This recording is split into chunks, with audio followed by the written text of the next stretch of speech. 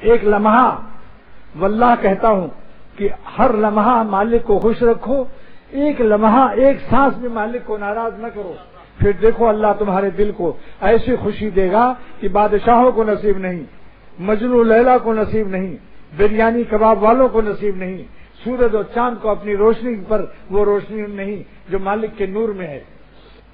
وعدہ کرو، عہد کرو آج سے کہ اے خدا ہم جان دے دیں گے مگر آپ کو ناراض نہیں کریں گے۔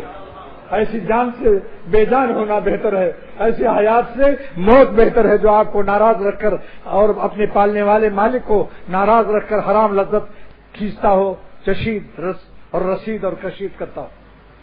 کیا حیات ہے ایسے شخص کی؟ کتا اور سور بہتر ہے اس سے۔ کیوں؟ کہ ان پر حکم شریعت کا نہیں ہے۔ کتے اور سور پر شریعت کا حکم ہے، شریعت کا حکم انسان پر ہے۔